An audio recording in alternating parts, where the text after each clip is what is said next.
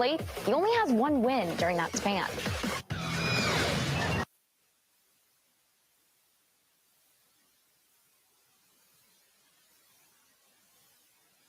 Row to start their starts tonight. We're still looking for their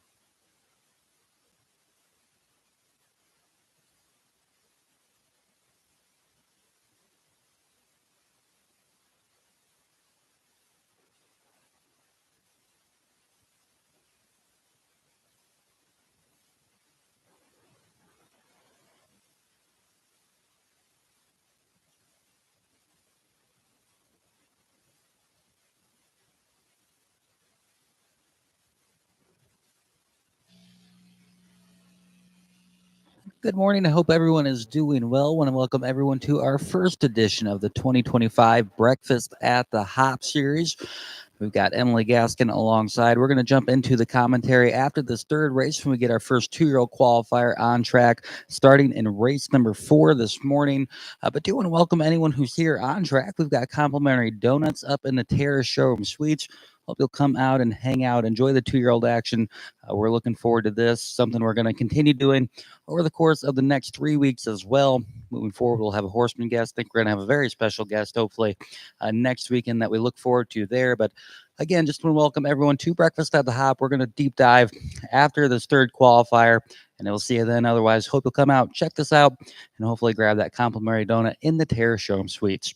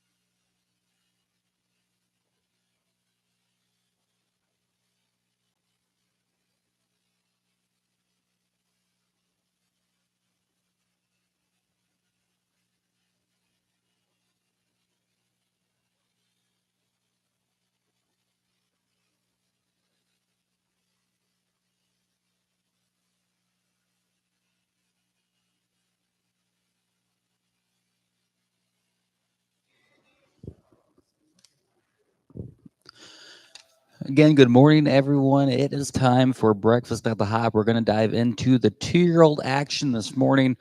We've got Emily Gaskin alongside, and I know this is kind of the time of year we live for, Emily, something we look forward to when the 2-year-olds start popping up.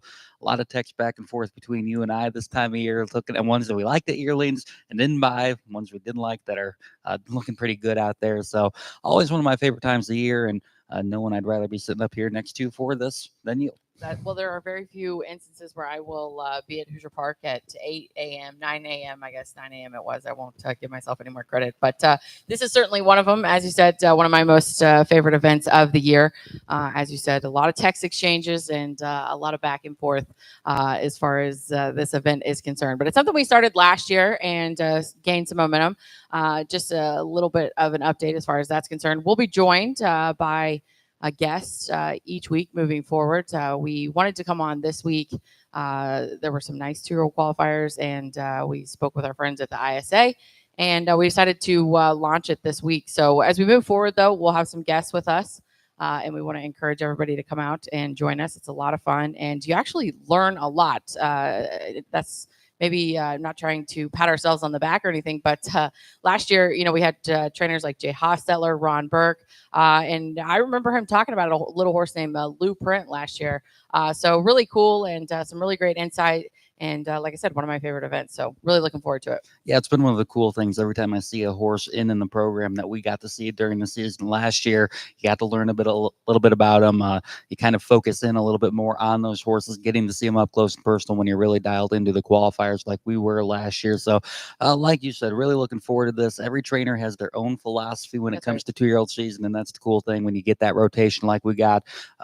4 people last year that had a lot of success: Ron Burke, Jamie McCumber, Jay Hochstetler, as well as Ernie Gaskin. That they've all done it very different ways, and I think that's the coolest part about this time of year. Yeah, and that's the coolest part about 2-year-olds as well. Everybody has a different way of doing it. No one way is right or wrong, and it's just really refreshing to see. The racehorses are what they are, and they're going to be what they're going to be. But the babies, the sky's the limit. And I believe we had my dad up here last year, and he was talking about heartbreak season, and that's exactly what it is. It's heartbreak season, but it's also kind of dream come true season. When you see these babies go out there and perform, the dream is still alive, and there's a lot left to dream about. So it's a really exciting time. It can be a really disappointing time, but for the most part, a pretty exciting time. Heartbreak for me is usually about a month earlier when we're trying to get to 220 and we can't go any faster. That's about where heartbreak is for me. I'd love to have my heart broken in June, but nonetheless, I think we're starting to get our 4th race trotters on track for this first baby race.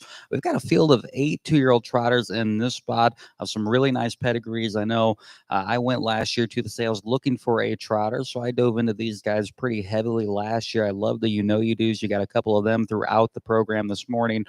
And I think that's really the cool thing about this Indiana program is the trotting scene has changed a lot. Swan for All, obviously king until proven otherwise, but we're seeing a lot more depth in the trotting ranks. You see that in Indiana Sire Stakes over the course of this week with the 3-year-olds, and a lot more options than maybe there once were if you're trying to find a trotter in Indiana. Yeah, as you said, like you talked about, you do, don't let them, and the likes we were just talking about, $50 bill, certainly don't lack in speed, maybe lack in a few other areas or have some issues here and there. But as you said, the trotting landscape has gotten a lot more diverse, where Swan for All and even if you go back to the days of like ABC Garland and the likes, used to be kind of a one-man show, but that's not the case anymore. And, I think it just helps the breed overall. You talk about the yearling sale. I think that really helps when you get a diverse group of stallions. We saw Rock and Image on the pacing side pretty much dominate for a long period of time. And there was a point in time where you couldn't go down and purchase one. And it was kind of the same story for a Swan for All, and even the help is on the way. So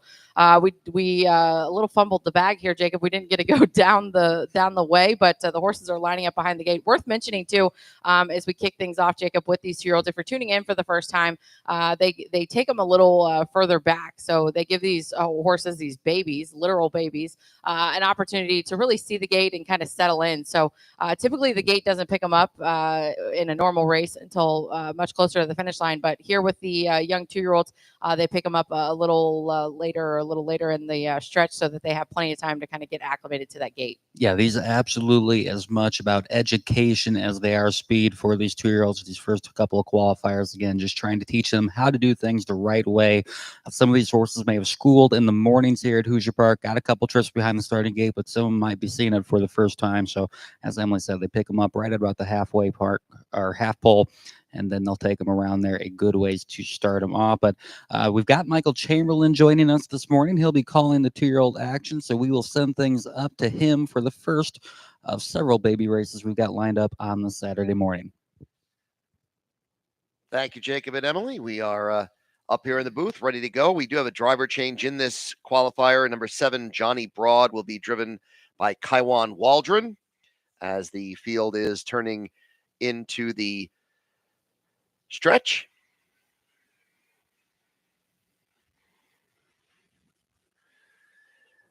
And here they come.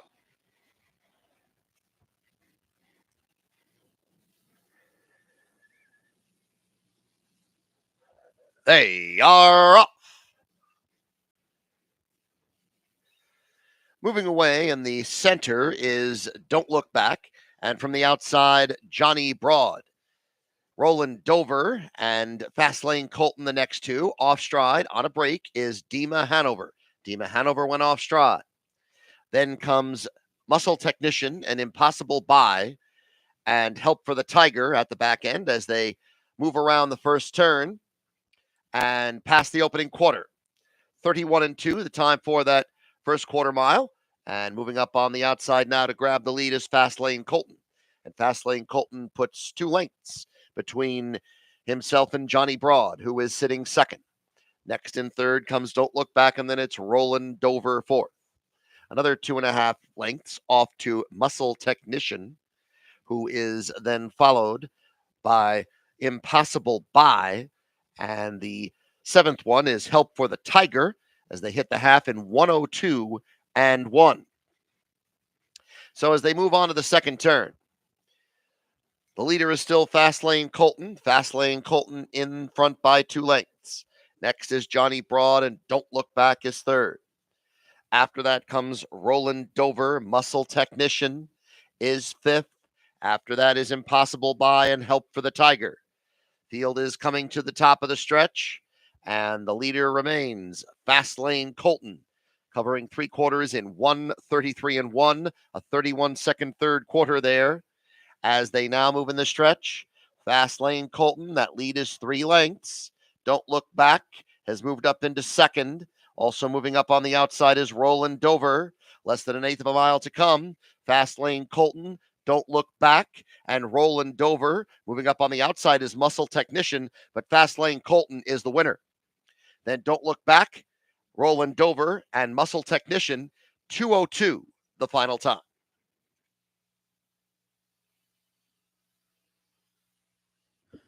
Snappy mile there by Fastlane Colton, starting from the outside, but he looked like a professional out there. Kai Wilfong, Jay Hochstetler teaming up there. Again, starting to the outside, Kai Wilfong puts him right on the engine, though. Like to see that gate speed from him and from a good family, a family that's had a lot of success in this Indiana program. Of course, a half-brother to the likes of May Baby, Swan Flyer, among many more. Yeah, and shout out to Jay Hochstetler. He's had success on the pacing side of things, also the trotting side of things. And this is a very bargain yearling, $9,000 yearling. Like you said, a Don't Let Him colt that's got some very successful Indiana family, as you said, May Baby and the likes. But first foal of a Mr. Cantab mare, which again is a little bit of a reach. Never sure what you're going to get with the first foal. And Mr. Cantab's had moderate success as well, but obviously a nice individual for Team Hochstetler to jump in and grab him. Worth mentioning too, I've seen a number of Jay's 2-year-olds out here already thus far this season, and this is their home court. This is their home court advantage. So where a number of these young 2-year-olds are maybe looking at things and not as familiar, this is another day at the office for them. So they look like professionals out here, and that's because they are, and they've been around this oval quite a bit, and that goes a long way. Obviously, take nothing away from the talent that this colt just showed, but his professionalism, I think, stood out as well, and that's because this is just another day at the office for him. Similar story for the 3 Don't Look Back out of the Jeff Cullifer barn. Trace Teatrick was driving him. He took some air first up and still finished the mile quite well. Like the son or daughter rather of Jim Panzee out of Cantab Hall Mare, the mare, of course, a half sister to Elan Hanover, who Jeff Qualifiers had quite a bit of success with on the Pennsylvania Sire Stakes circuit. I know Jeff's one of those guys where when he finds a family he likes, he'll go back to the well quite a bit there, and he's had quite a bit of success with it. And Don't Look Back looks promising as well. Likely going to be dual eligible there, Kentucky bred, so might be doing some back and forth action. Yeah, and I watched the 7 there, Johnny Broad. This is one I was interested to watch. I remember looking at him in the yearling sale. He was a beautiful son of You Know You Do. First of all, of a Chapter 7 mare that is a sister to the likes of Possessed Fashion, who made $639,000. Nottingham, who made just over $100,000 as well. So this one's got some pedigree. Kenny Collier always does a great job with those young horses, and he was a $15,000 yearling purchase and did what he was supposed to do for his first time out. But again, another one that looks like he's got some pedigree behind him as well.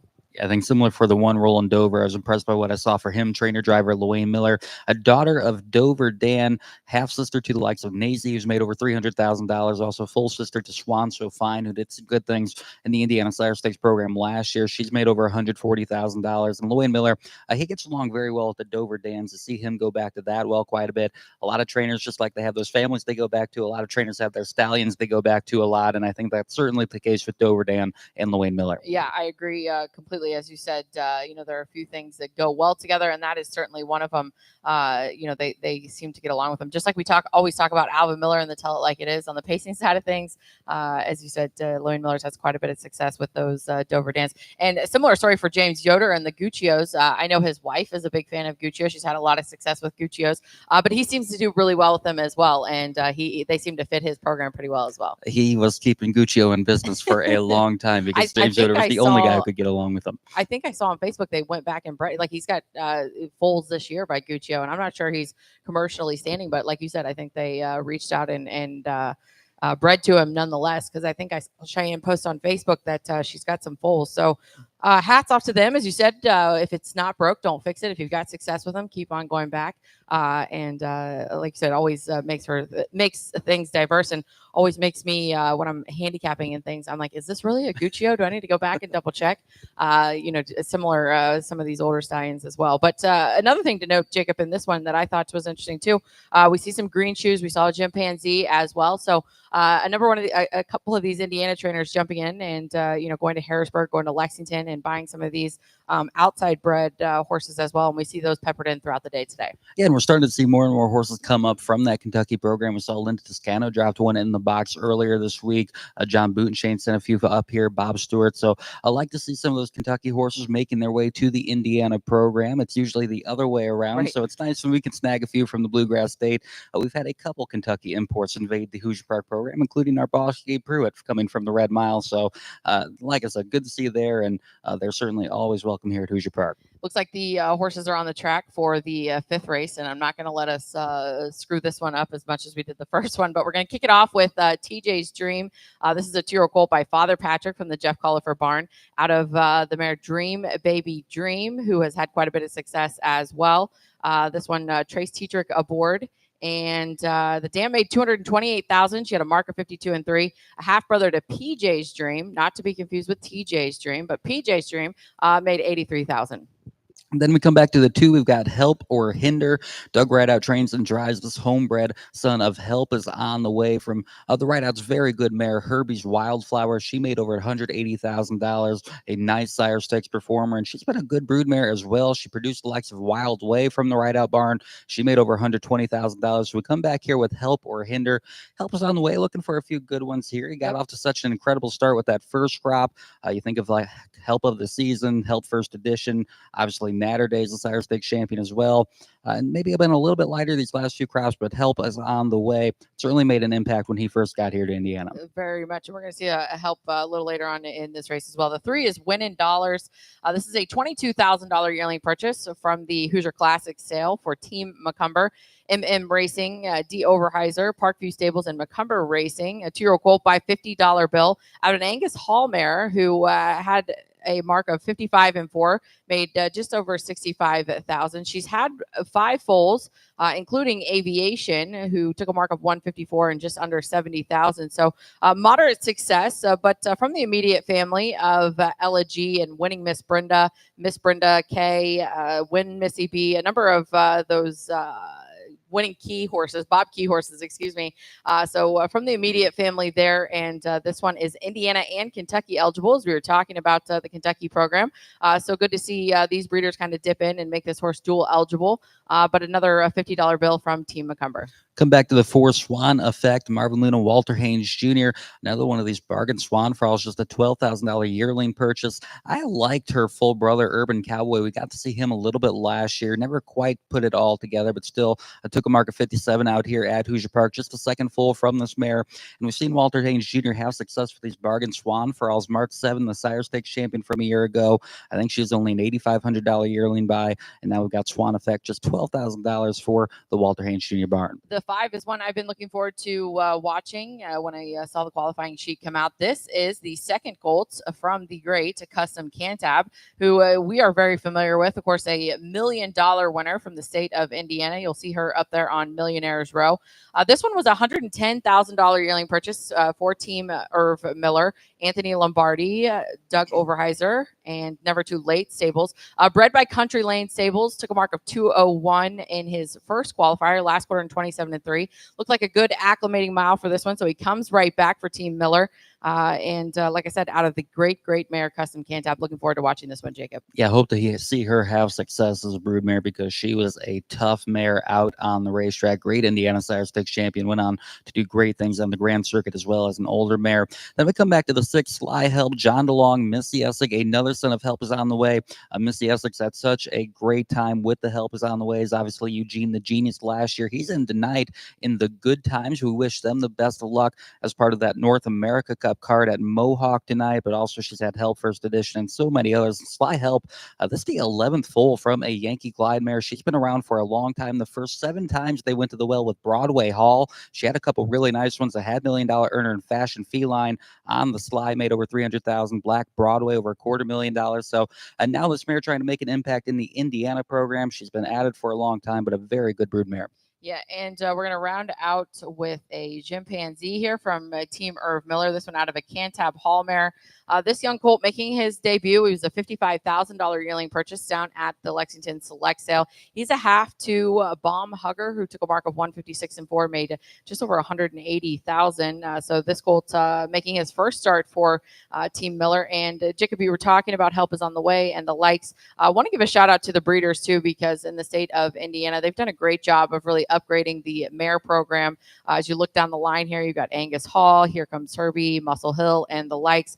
A similar story for Country Tab. The Country Lane Stables, they have reached in and purchased an incredible band of broodmares, including the likes of Custom Cantab. So, like you said, we talk about breakfast with the babies, and this really wouldn't be possible without the breeders in the state of Indiana, and they have really upgraded their program, to say the least. Absolutely. Country Lane Standardbreds, they do a great job, like you said, with the mares they brought in. Good partners to us here at Hoosier Park, of course, sponsoring the Caesar Striding Classic this year, and a bunch of great guys to work with, I will say that. So we look forward. We got a couple really nice ones here going postward for the 5th qualifiers. We do send things up to Michael Chamberlain.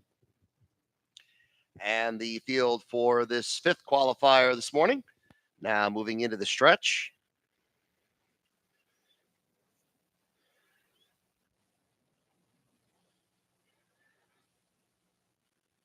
Seven trotters going postward, and breaking before the start was Sly Help. Sly Help went on a break prior to the start. They are off. Sly Help did recover following that break, but is well behind the rest of the field, as the leader early on is TJ's Dream. Country Tab is to the outside second, followed by Helper Hinder. Winnin' Dollars is next fourth, and then Gorilla Sighting. After that is Swan Effect, and a good distance back to Sly Help, who is the trailer.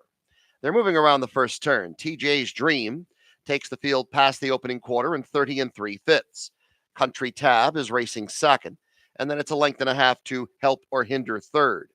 4 more lengths to Winnin' Dollars, And then racing 5th is Gorilla Sighting. Next, 6th is Swan Affect, and still a good distance back to Sly Help, who is the trailer. They're just outside the half-mile mark, and it is TJ's Dream in front, and right behind is Country Tab.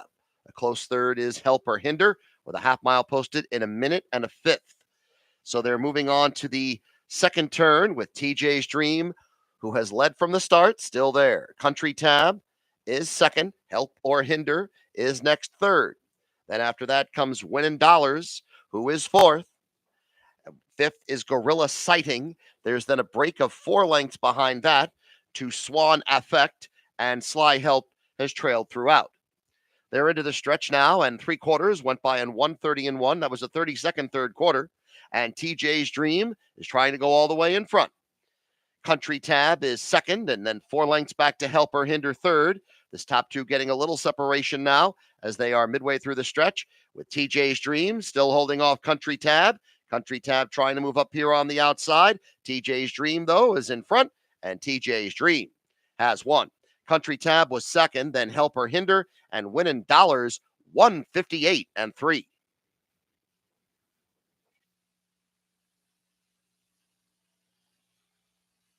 Nice qualifier there by TJ's Dream, 158-3, home and 28-2. You did see starting to rain here at Hoosier Park as well. Don't think any real coincidence there that the top two finishes there both had a qualifier under their belt already.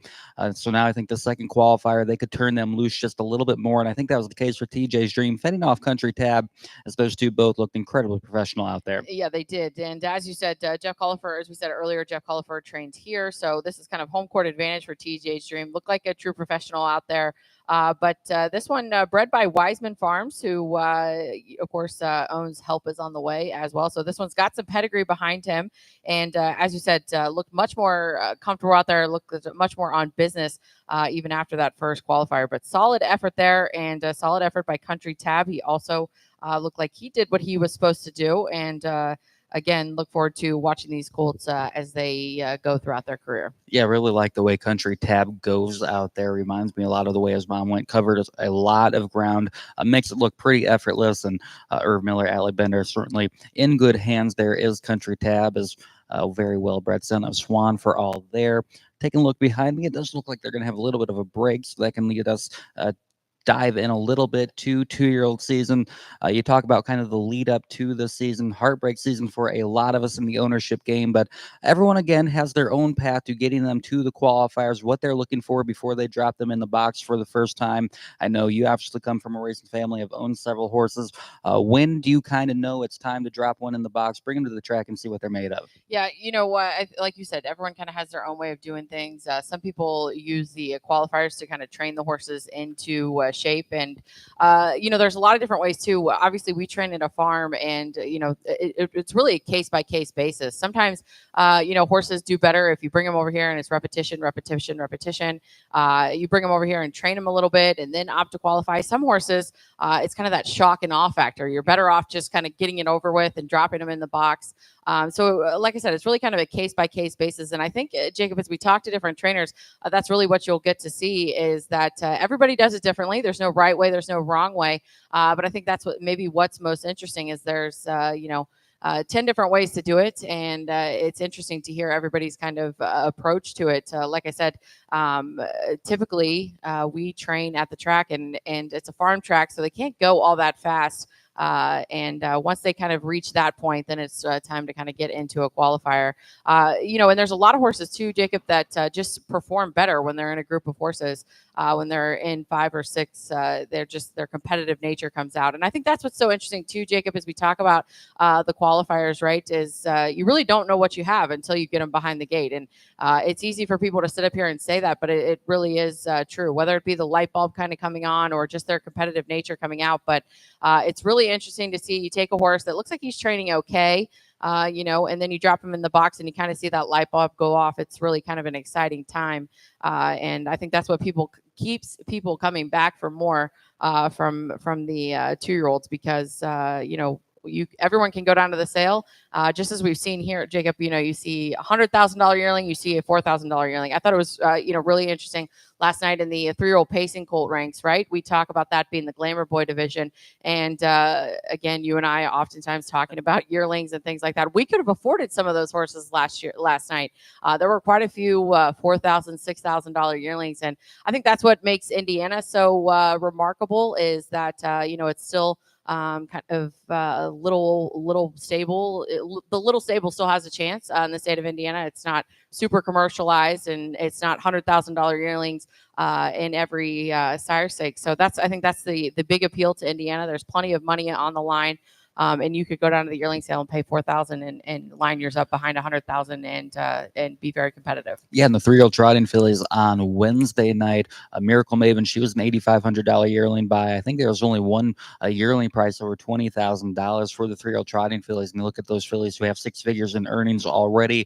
Like you said, I think that's the great part of the Indiana program, as you can find those diamonds in the rough, and there have been so many over the course of the years. It's always great when you can find one. I know you found one in Jam and Joshua, who was a really small bargain buy down there at the Hoosier Classic yearling sale, went on to do great things. Sharita was one for us. She was a $3,700 yearling, went on to make $1 million. When you can find horses like that, that's certainly what keeps people like you and I going back to the yearling sale. It does. I think Steve Cross initiated after that year. He initiated $1,000 was the minimum bid.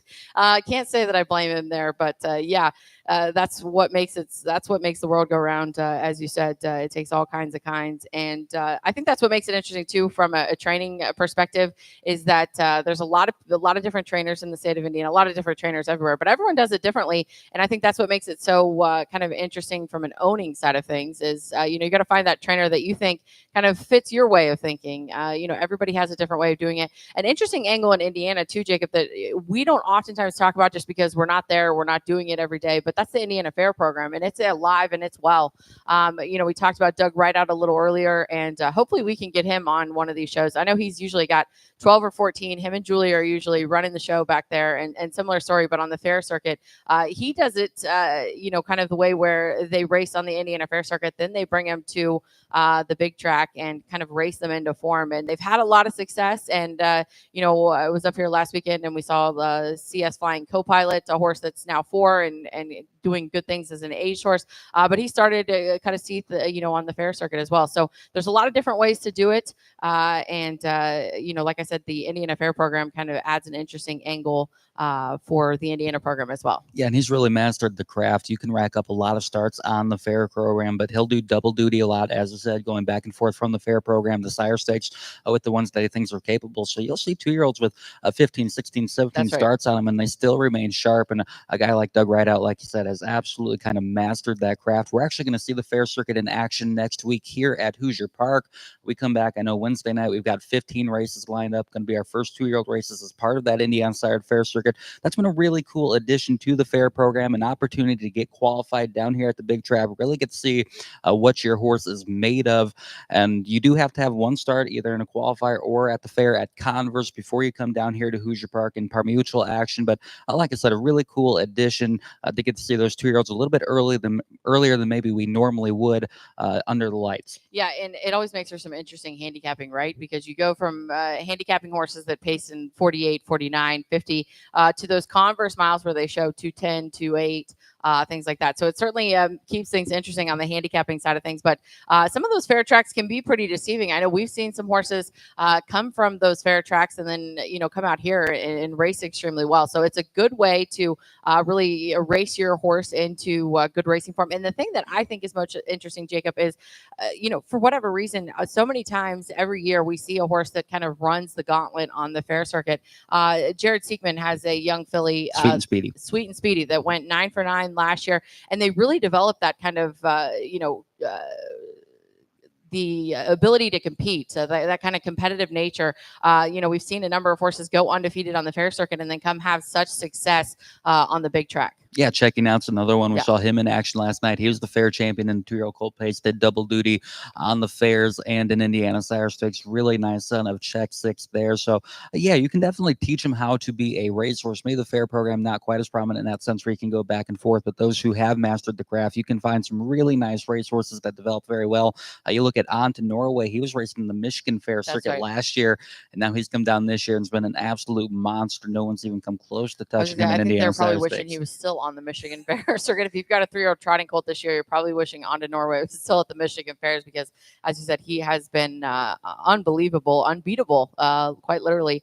And just again, a testament to kind of creating those horses at those fairs. Yeah, and you'll kind of get a wide array of experiences on the fair circuit. Yeah. You've got some really nice fair tracks like Converse, Shelbyville, Portland, incredibly fast. Then you go to places like Kentland, Corydon. I knew that was going to be Maybe your a first little guess. bit slower there, but again, a great place to just kind of teach a horse. They will learn a lot on the fair circuit. I can't remember, but there was one story, not throwing anybody under the bus, but there was one story about a fair track, and I believe you maybe had a horse going, or your dad had some horses going, and anyways, there was a track, and you said your dad was out like literally tilling the track before the first race was going. They were getting ready to go to the gate, and they were digging up the track as they were getting ready to go to the gate. That would be one of my home fair tracks. That would be Kendallville. That place is usually grass until about the day before we go out there. I love Kendallville. You always get a great crowd for Kendallville because it happens during the fair. Similar with Goshen, great crowd at Goshen. I know Steve Cross always does the calling at Goshen, but yeah, some of those fair tracks, again, you can probably get qualified on them. Some of them probably not going to be the case, but nonetheless, I've certainly spent a lot of time on the fair circuit. That's where I did a lot of my groom work, but yeah, it's a different world over there. It is. But like we said, 6 in one, half dozen in the other, because we see so many of those horses come and have success. And like I said, the fair program is alive and well, and it's always good to see it be supported here at Hoosier Park. We don't talk about it often enough, like I said, because we just typically we see a few horses here and there. But as you said, we're going to see that next week, and go to 5 days a week next week. 2 weeks. Next week. I'm not going to wish 5 days on you already, but not next week, but the following week, and that's really when we'll see the 2-year-olds come out in full force. Yeah, that's kind of the key of adding that 5th day as we start to get some 2-year-old action thrown into the program, and we can support that 5th day of racing. We always look forward to that. 2-year-old Sire Stakes is going to get underway mid-July there. I know something we always keep tab on. I know there's usually some mini-series action for the 2-year-olds before we get into that to get them good and tuned up, but I always think it's interesting. We saw Irv Miller, Jeff Cullifer, their horses ready to go. Jay Hoxville. I do think the bigger barns have a little bit of a step up when you come in June because they've been going, whether it's horse here at the track or training centers, they can typically go in bigger sets. Yeah. I know when we had Ron Burke on the set last year, he talked about that. He can go 4, 6, 8 horses at a time, and they kind of know how to race by the time they drop into the box for a qualifier. With smaller stables, maybe not quite the same experience. I know we run into that. We're training at a farm track as well. Most of the time, usually just going one at a time. So you get them down around horses. That's kind of a new experience for them. You don't quite know what you have, but the bigger barns, like I said, no real surprise to see them firing on all cylinders right when they jump in. Yeah, exactly. Like you said, I think you could say, I would say it's a bit of an advantage. They might argue differently, but I think it's always interesting too. You see trainers like Marcus Melander on Facebook. They do a great job. But like you said, there's like 10, 12 really, really well-bred trotters just going out for a jog, and that's the same, like you said, with a smaller stable, and much the same in our experience. When you start with let's say 8 or 10 yearlings, and we oftentimes talk about this, Jacob, they're not machines. So this horse has an off week, this horse is sore, this horse has had some issues, and what have you. They start plucking off, and the next thing you know, you don't have a training partner. So that's why we see some of these horses that maybe aren't quite ready to go up to qualifying times, but just need to get that experience. And that's what we see. And I want to give a shout out to Michael Chamberlain, because qualifiers, these early qualifiers, these early baby races, not a lot of movement, not a lot of excitement. Everyone's just trying to get around there in one piece. So maybe tough to call a qualifier, but he does a great job, and we appreciate him coming out to add some excitement to the baby races. Yeah, and that's what we talk about with these baby races, much more about education, even more so than speed. You just want to see them finish a mile. You want to see them get around there in one piece. So that's kind of what I would ask you. You have one that drops in for a baby race. What's kind of a successful trip around there for you? Just getting around there in one piece is a great start. Not doing anything stupid, so I don't have to hear my dad yell at me about how we purchased another one that's not great. But if they get around there in one piece and behave themselves, you'll oftentimes hear, and I think that's what I enjoy so much talking to trainers is kind of their take on the good horses, right? Like how they separate themselves. I was reading something the other day, I believe it was on the North America Cup coverage, and Ron Burke said that Blueprint was just one of those that you kind of knew from day one he was different and he separated himself. And I think you'll hear that obviously about good horses, as people say, good horses just separate themselves. And not that every day, we're all around great horses like Blueprint, but the horses that want to do well and want to be race horses, they'll come out here and they may not be up to like I said, the time of the miles that some of these others are up. But if they, mind their manners and do what they're asked of, a lot of times if their first time out, that's a successful trip. Obviously, you want to see them pace home. You're not going to see a lot of movement in these qualifiers. But if you see a horse going forward in the stretch, that's always a positive. Again, we talk about their competitive nature and, built to race and bred to race and stuff. And I think that's maybe what's so exciting to me is just kind of seeing those light bulbs go off and those horses really understand like, hey, this is what we're out here to do. And, they really kick home. Yeah, and I think that's kind of the thing. As much as I enjoy the stories of the horses where you just, in May you have a good racehorse, I also as much like the story of the horses where sometimes they throw them in a qualifier just to get them away from the farm a little bit, just to kind of give them that shock and awe to see if it'll kind of click. And sometimes it will. And I love those late bloomers, the ones that you think there's some ability there, but you're just not quite getting to the bottom of it at home. And then you get them down to the racetrack and they turn into something else. And you talk about 2-year-olds being on different schedules. There's some horses that we're going to see in sire stakes in October that won't qualify until the end of July, early August, because they were just behind in schedule a little bit, maybe matured a little bit later than the rest of them. But again, trainers kind of know where to put them in the schedule and when they're going to be ready. But it's always kind of fascinating to see those late bloomers pop up as we get into the fall. Yeah, and I'm a big fan of that because, I think, we talk about 2-year-olds. Everybody, they mature differently. They go through different spells. So, I'm always a fan of bringing them along more slowly. My dad always is kind of the opinion, like, you're starting behind the 8 ball. And when you jump in, these horses are ready to go in 52 and yours is going in the first start. So, there's two sides to every story. And of course, I understand that as well as, when you get down into September and October and these 2-year-olds have got 6, 7, 8 starts on your horse, it's sometimes hard to jump in there. But nonetheless, again, as we talk about, there's different ways to do it and everybody has a different opinion. But I'm right there with you. You love to see these horses that maybe, flew under the radar. And again, we go back to the Indiana program. I think that's maybe what's so cool about it, Jacob, is that, we're going to sit up here and talk about pedigree. And there's probably going to be a few up here that we're not going to have much to say about, but we're going to be talking about later because they're just really nice individuals. Maybe don't have a lot of pedigree behind them, but they're nice individuals. And in the state of Indiana, that can still go a long way. Yeah, it really can, and so many opportunities to make money even if you're not a sire stakes horse. We've got the sire stakes eligibles again. 2-year-olds when they drop in for non-horse and one will be racing $8,000 to $10,000 out here. You've got the fair circuit, so a lot of options for 2-year-olds within the state of Indiana to go out there and make a living, make your money back after you pay what looks to be a reasonable price at the yearling sale. And I think that's the thing we all look forward to in this Indiana program. I know. Conditions, it's going to be interesting too with a lot of these 2-year-olds. We saw when we started the 2025 meet as a whole, a lot of folks were behind because we had a really gnarly winter here in Indiana, very wet winter, a lot of cold, a lot of ice. The spring hasn't been much better. It's been a lot of rain days at home. I do know that.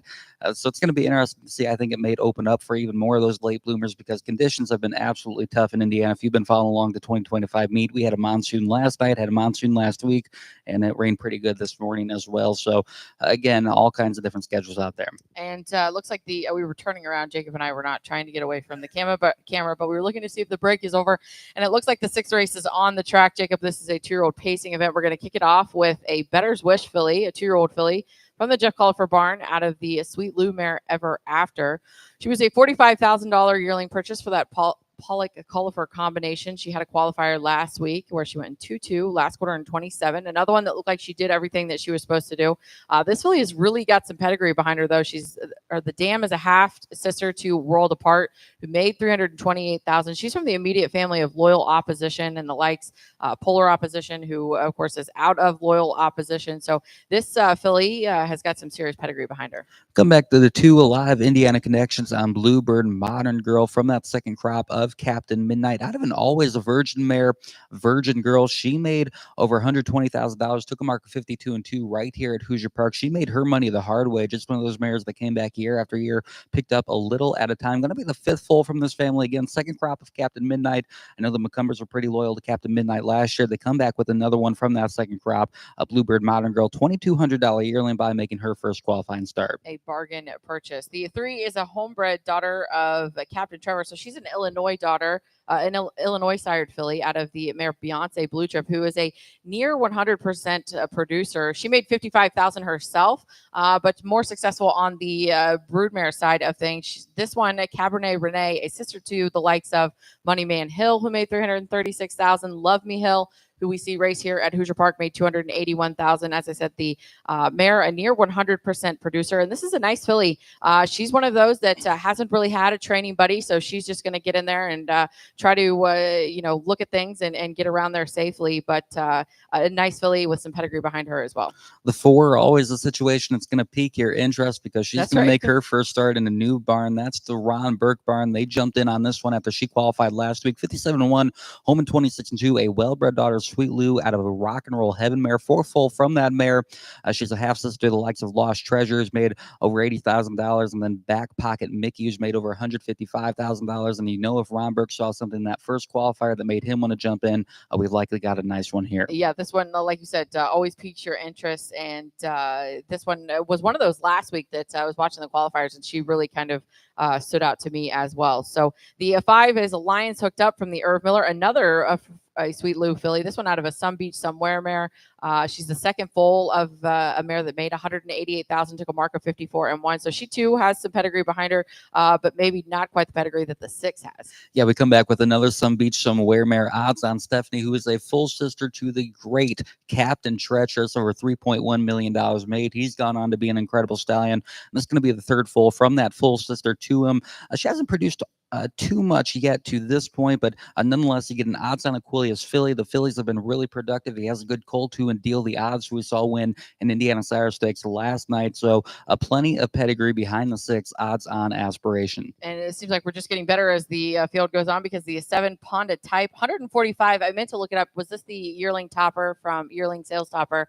Forgot to look it up, but 145,000 for Team Welch. They reached in and grabbed this 2-year-old filly, who of course is a sister to the great Dan Patch champion Ponda Warrior, out of that Sweet and Sinful mare. This is the 6th foal. And as I said, a sister to the great Ponda Warrior. And she had a qualifier. This is classic Roger Welch, a nice qualifier, paced home in 26-3, showed a lot of pace at the end of the mile.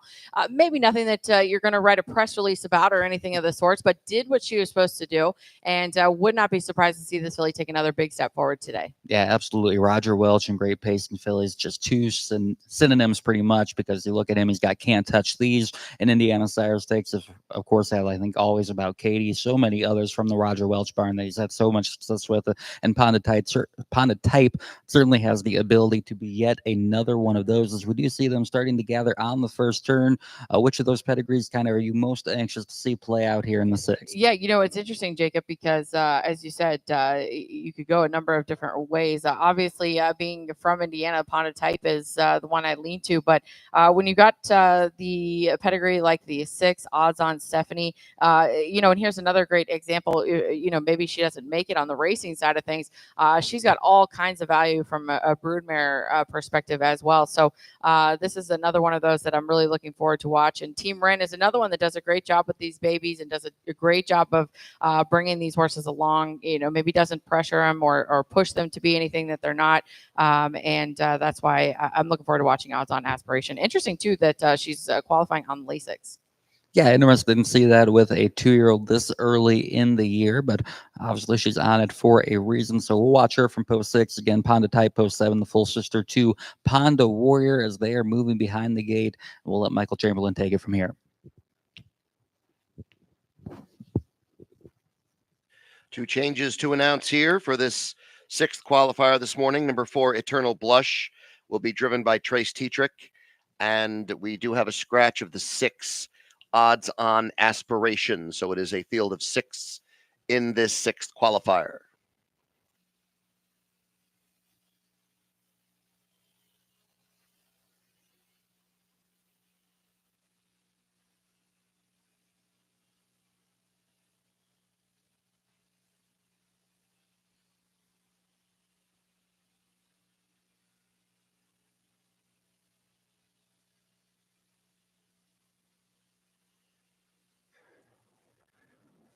Field now turning into the stretch.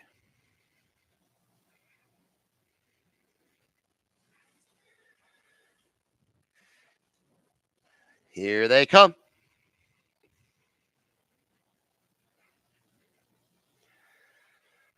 They are off. And in the center, Eternal Blush started well. To the outside, it's Lions hooked up with Better After Dark third. Ponda Type to the outside of Bluebird Modern Girl. And 3 lengths to the trailer, Cabernet Renee. They go on to the first turn, and Eternal Blush is the leader. Eternal Blush in front by a length. Second is Lions hooked up as the field now comes to the quarter, and they are by there in 30-3. Racing third early on is Better After Dark. Ponda Type is next in fourth. Then comes Bluebird Modern Girl. Cabernet Renee remains sixth and last. Moving up the backstretch, Eternal Blush is the leader. Racing in second is Lions hooked up. Better After Dark is next third. Ponda Type fourth, about 5 lengths off the lead. And then a length and a half to Bluebird Modern Girl. And 10 more to Cabernet Renee, who has lost touch with the others. Half mile, 1:04 as they move on to the second turn. Still moving with the lead is Eternal Blush. Eternal Blush is the leader. Second is Lions hooked up, 5 lengths to Better After Dark. Ponda Type is fourth, and Bluebird Modern Girl 2.5 lengths behind her, with the field now coming to the top of the stretch. 3/4, 1:30-1. Eternal Blush and Lions hooked up are the top pair, and they have left the rest behind as Ponda Type now takes third, but is 8 lengths off the top twosome. Inside the last 8 now, and Eternal Blush has it by 2. Lions hooked up is second, and a good distance back to Ponda Type, but Eternal Blush wins by about 3 lengths here. Lions hooked up, then Ponda Type, and finishing fourth was Better After Dark. The final time, 1:56-4, and that's a final quarter of 26-3. That snappy and doing it as easy as she made it look is exactly why someone like Ron Burke's going to jump in on Eternal Blush. Was going to be Trace Tetrick who picked up the drive on that, as Michael Chamberlain said with the changes, but she goes right down the road. Good effort, though, by Lions hooked up right behind her to go right with her. So Sweet Lou Phillies 1-2 as he just continues to be an incredible stallion. Yeah, and Ponda Type, good effort there. As Michael said, pace home in 26-3. The winner did, and she kept right up there. Maybe wasn't up to go in 56 just quite yet, or wasn't asked to do it, but she looked like she did everything she was supposed to do as well. Thankfully, she gets to stay right here in the state of Indiana and doesn't have to race those Sweet Lou's for much longer. Yeah, and it's one of those things. She got away fourth. The top two kind of got away. She moves around one, but when she loses that kind of ground and it turns into a sprint for home like you do, that did, certainly can't ask any more of her. I thought, like you said, a very good effort by Ponda Type. Excited to see what she goes on to do. If you remember Ponda Warrior, he came out of the gates an incredible 2-year-old from the Hoxtetler barn. Maybe had some lulls in between time, but then came back as an Indiana Sire Stakes champion at age 3, qualified for the Breeders' Crown. Then we saw what he's done in his older career to this point. So again, Ponda Type 1, we're very excited to see moving forward. Yeah, and Jacob, we oftentimes talk about it. Horses are just like people, and some of them are just professional from the word go, and others, it takes a little while to kind of work them into that shape and that form. And I think that's what we see so often with these 2-year-olds. we oftentimes forget that, when you see horses on the track, you just automatically think that they're seasoned professionals, but these are young babies, just like young kids out here. And it oftentimes takes a little bit of repetition. And I know I speak very personally when I talk about young kids and doing things over and over and over again, something that I oftentimes do. As of late in my days. So yes, if these were my kids, they'd be out here doing it time and time and time again until we got it right. But again, I think that's what we saw with Eternal Blush. She probably just professional from the word go and knew what she was doing. And a few of these others may take a little bit, but with each passing start, you see them gain a little more confidence and a little more professionalism. Rowan's a pro. I've seen him down in the office sending out emails. He'd get that no problem. Rinley's onto it too. She says, I got to do my emails. I'm like, geez, how often have I said that for her to say, I'm working on emails. But nonetheless, as you said, a nice group of pacing fillies, and kind of the MO as we turn the page to the 7th race as well.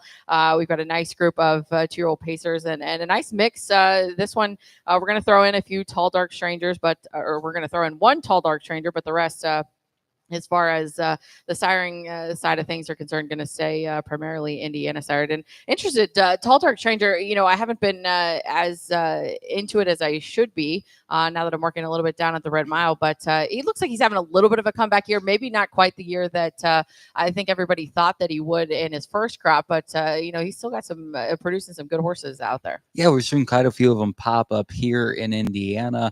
I think a Special Select from the Irv Miller Barns one we've talked about. He's been very impressive. I know Brian Brown had a couple nice from that.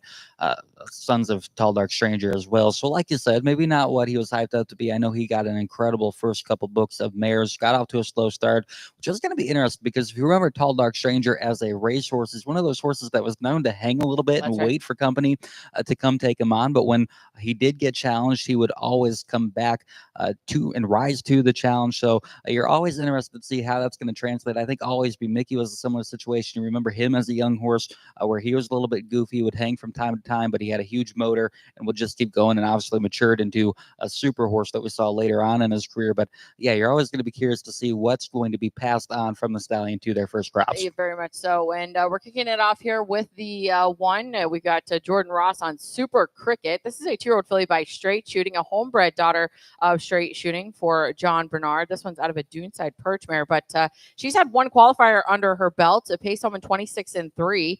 Another one that did look like she did what she was supposed to do, 58-1 at first asking. This is a sister to JB's Crystal Bullet, who I know you've talked about, and we both talked about. He's currently racing in Hoosier Park, took a mark of 51-2, made just over 50,000. So this one, a sister to JB's Crystal Bullet with a qualifier under her belt. The 2 Splash of Glory from, if not the last, one of the last crops of Always a Virgin. Of course, really one of the real impact stallions of Indiana when he came, really kind of changed the game with him and Rock and Image. But Splash of Glory, 6 full from a good mare, and She's Glorious, made over $130,000. She's had a couple good fills as well. Odds on Carmel, Prestigious Prince, who raced from the William Miller Barns. Not surprised to see him go back to this family. And when we see in Indiana Sire Stakes, Blessed Beginning, she's been a nice late bloomer from the Zach Miller Barns. So good pedigree on this one, again, from one of those last few crops of Always a Virgin. Yeah, and don't quote me on this, but I believe Odds on Carmel was one of the first $100,000 Indiana yearlings, if not the first. But nonetheless, one of the $100,000 yearling purchases that we have seen. So that one is sister to that. The 3 is Rockin' Summer. This is a 2-year-old filly by Rockin' Image for Team McCumber for Doug Overheiser. This is a Victory Hill through and through. We've seen this mare in the state of Indiana. She's had 2 foals, Milk of the Poppy, who we watched race at Hoosier Park, JK Summer Express, both mildly had some talent, mild success as well. This filly, again, a Rockin' Image. The first 2 were JKs, but the second dam, the likes of Summertime Leah, Tough Mudder, and the like. So this Indiana pedigree through and through. That cross always fascinates me a little bit. That's I know right. we've seen one Tell to Rockin' Image. They, of course, were half brothers. So going a little bit close there, are we? But we've seen it have some success. We come back to the 4, Queen Hayden, John DeLong driving for Roger Welch, royally bred daughter of Rockin' Image out of an Art Major mare, who has had 3 very successful racehorses, including Pattsville, who made a little over $400,000. Also had Possum Holler and Infatuation, who we saw in Indiana Sire Stakes last year from the Welch barn. One qualifier, did go off stride behind the gate last time, but rebounded fairly well from that. But if they can keep her flat, I do think has shown some signs of ability. The 5 is Public Knowledge. This is a 2-year-old filly by Tall Dark Stranger, like we talked about, the lone Tall Dark Stranger in the field. Out of a Sun Beach Somewhere mare, she was a $62,000 Harrisburg yearling purchase. This is a sister to Hurricane Emperor, who made $582,000. Hurricane Empress, who made $219,000. So she's got some pedigree behind her as well. Bred by the great Fred Hartrick, and again, another for Team Irv Miller. Got one to look forward to in the 6th, Divine Wisdom, Marcus Miller, Jeff Qualifier.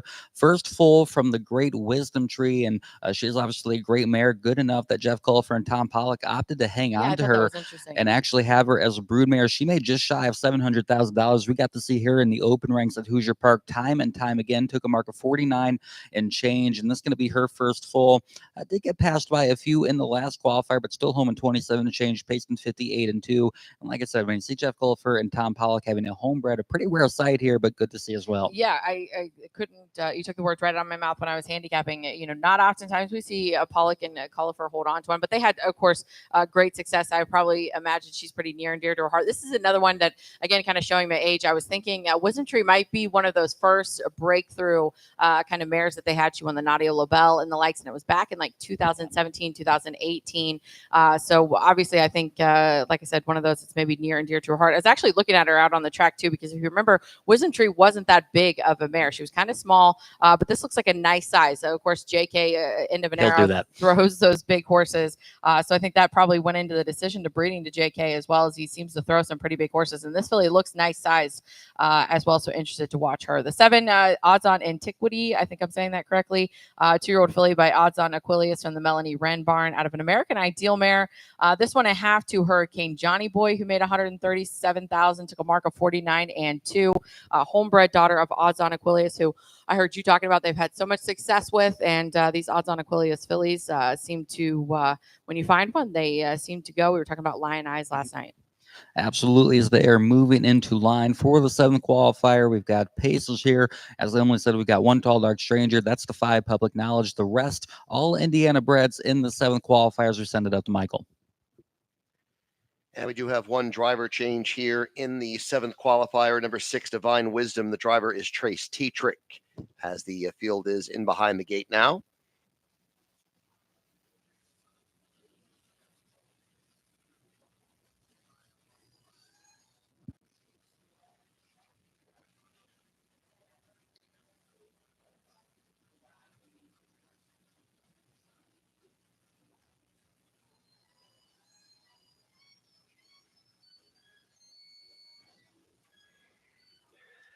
And the field is turning into the stretch for this morning's 7th qualifier.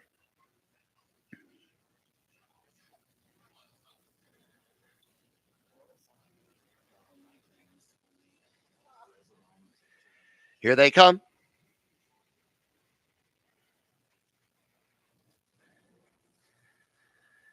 They are up. And up quickly is Divine Wisdom with Splash of Glory.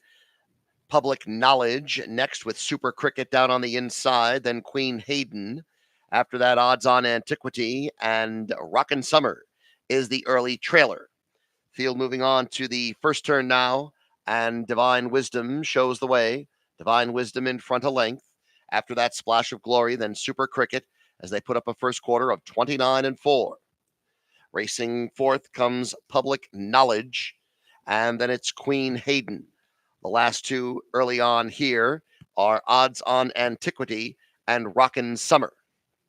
Moving up the backstretch, Divine Wisdom now has a 2-length lead. Splash of Glory second and Super Cricket third. After that comes Public Knowledge in the fourth spot with Queen Hayden, Odds On Antiquity, and Rockin' Summer. The half mile, 1 minute and 2/5. Moving to the second turn, Divine Wisdom is in front, has been in front from the start. Next comes Splash of Glory. Super Cricket is now moving to the outside. Super Cricket trying to advance from third. Also going to the wide side is Public Knowledge. Then it's Queen Hayden with Odds On Antiquity, and off stride there was Public Knowledge. Public Knowledge went off stride on the turn. 3/4 now up in 131, and they're in the stretch. And here comes Super Cricket. Super Cricket on the outside of Divine Wisdom. Moving up also is Queen Hayden. Splash of Glory is down to the inside fourth. Then Odds on Antiquity. Here comes Queen Hayden. Queen Hayden on the outside of Super Cricket. Then Divine Wisdom, but it is Queen Hayden who wins. Super Cricket was second, close for third, Odds on Antiquity, and Divine Wisdom 159 the final time.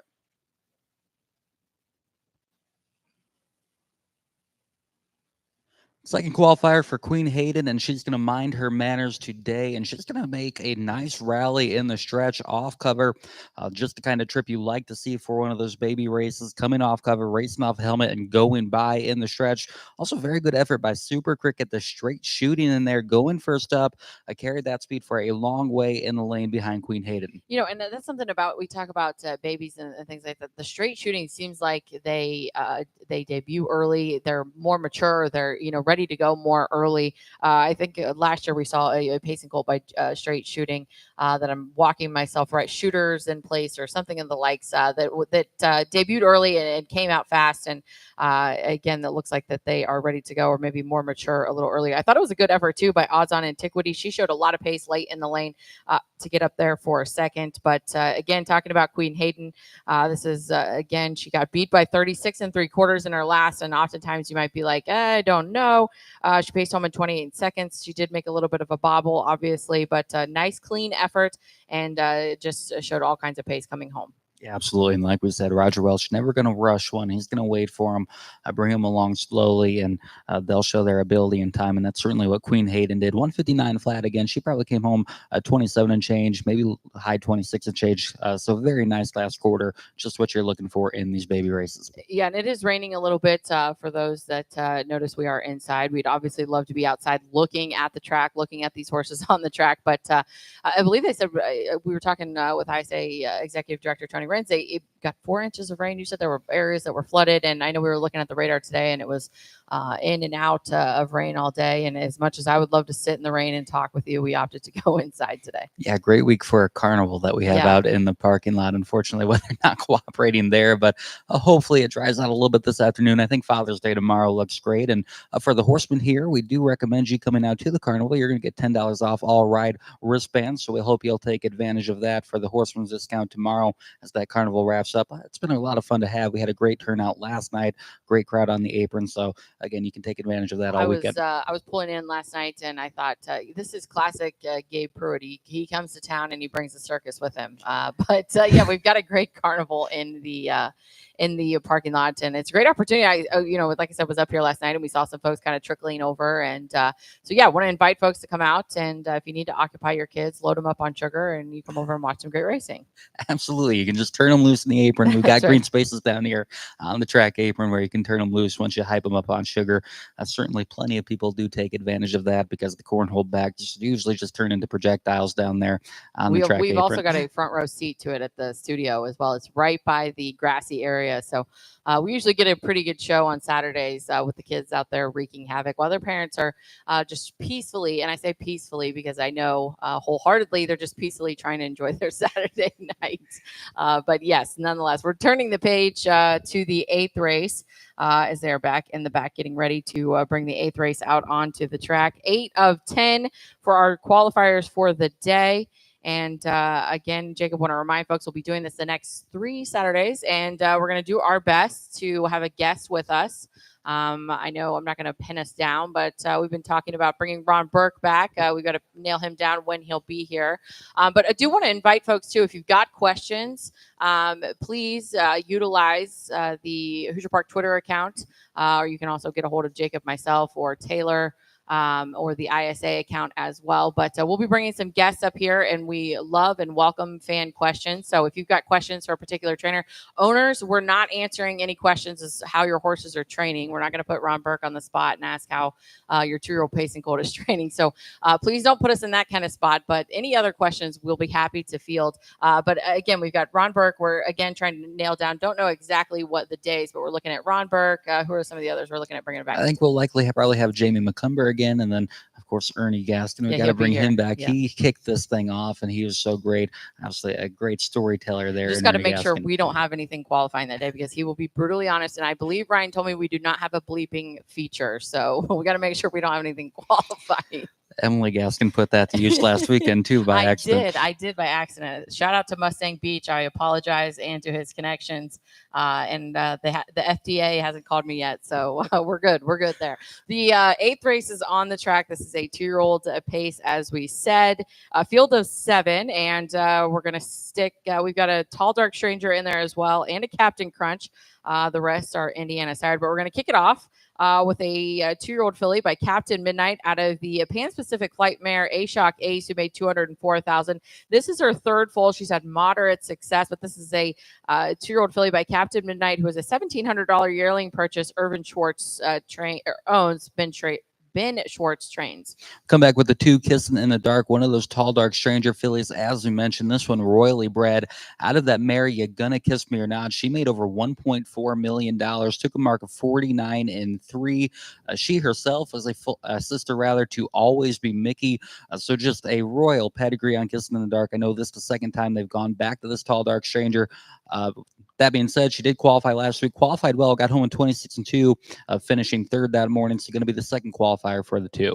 And you talk about Always Be Mickey. The $3 million image was a $5,000 yearling purchase. A 2-year-old filly by Rockin' Image out of an Always Be Mickey mare, Always Be Mine, who has had 1 foal, another Rockin' Image filly who took a mark of 57, rather a beaten time of 57. But the second dam, the likes of Winsong Jack, who made a $1 million beauty, who, of course, we've talked about, Winsong Lightning and the like. So this 2-year-old filly, Leroy Eicher trains and was bred by Mark Bontrager and Maynard Lee Bontrager. Come back with Team Wren on the 4. Odds on UFO, Ohio bred daughter of Down by the Seaside, second foal from a Yankee Cruiser mare, and odds on Greenville. She was a sister to the likes of Sea Silk, of course, that $1 million earner from the Ron Burke barn that took a 150 and 1 mark. Going to be the second foal again from that mare. The 5 is a Captain Crunch filly, a $7,000 Harrisburg yearling purchase. This one out of the mare who's had some success in Indiana on the production side of things, Happy Becky.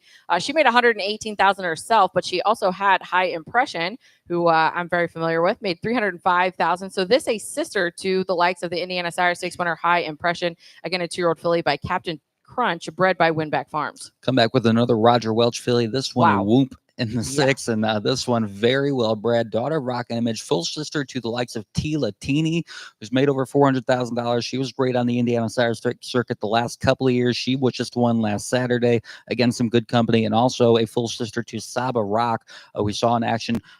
Tasted defeat for the first time this year, earlier this week, but he's been ultra impressive. He's a big horse with a big motor, so good pedigree on the 6. Whoop. 1 qualifier already. She qualified in 202, home in 27-1 at the end of it. And that's something relatively new. Like I said, they've had Tila Teeny, but I've been looking forward to watching this young filly, as you said. But Team Welch, the DeLongs have done a great job of grabbing some very well-bred mares. And, we've seen them have success go down to the yearling sale, but and they've always bred a few here and there, obviously been in the business and had just unlimited amounts of success. And But as of late, they've really kind of upped their broodmare game, or at least really focused on the state of Indiana, and it has paid dividends because they just keep coming back with these very well-bred and very talented young horses. And Whoop is another one of those, another filly by Rocket Image. The 7 is Swiss Lights for Team McCumber, a 2-year-old colt by Rocket Image out of She's Lights Out, who I was looking at. And this is the second foal of a mare that made $163,000.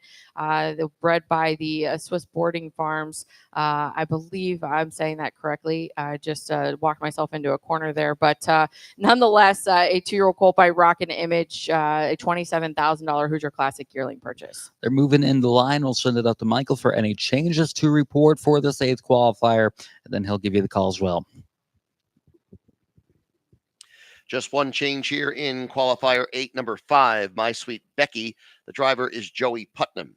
Joey Putnam driving the 5 as the field is making their way around the turn.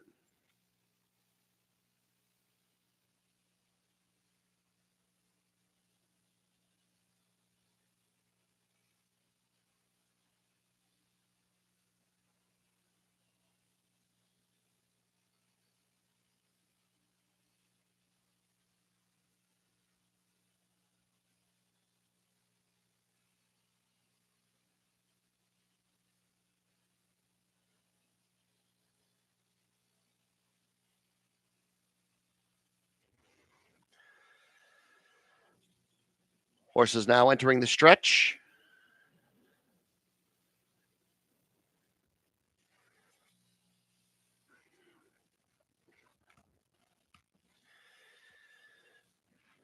Here they come.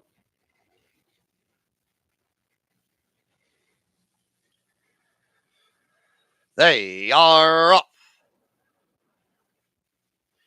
Good beginning in the center. Odds on UFO right up for that early lead. Whoomp and Swiss Lights moving up from the outside. Haven Lane Aces down on the inside, followed by Kissin' in the Dark, fifth. Then $1 Million Image, sixth. My Sweet Becky is the early trailer. Going on to the turn, odds on UFO with the lead, but moving up on the outside is Swiss Lights. And Ricky McCumber Jr. now sends Swiss Lights up to take the lead after a first quarter of 30-2. Swiss Lights in front, moving on to the backstretch. Odds on UFO is second. 3 lengths behind that to Whoomp. Then another 2.5, Haven Lane Ace. Racing fifth is Kissin' in the Dark with $1 Million Image. And My Sweet Becky is seventh and last. They're midway up the backstretch, and the leader is Swiss Lights. Swiss Light is in front by 2. They now pass the half in 1 minute and 2/5. The second quarter was 30 seconds. Swiss Lights leads the way on to the second turn. The lead is now 3. Odds on UFO second. Whoomp is third. And the next one in fourth is Haven Lane Ace, and that one's already about 10 lengths off the lead, as now darting away is Swiss Lights. Swiss Lights has opened up a 7-length lead here, coming to the top of the stretch. Back in second, odds on UFO, and odds on UFO just went off stride. Odds on UFO on a break, 128-3, a 28-1 third quarter, and Swiss Lights all alone in front. Swiss Lights in front by 8. Second is Whoomp, and then racing third, Kissin' in the Dark. But it is Swiss Lights who has turned this into a runaway. Swiss Lights, a big winner this morning. Swiss Lights finishes up in 1:55-2. Very stellar time. After that was Whoomp, then $1 Million Image, and Kissin' in the Dark.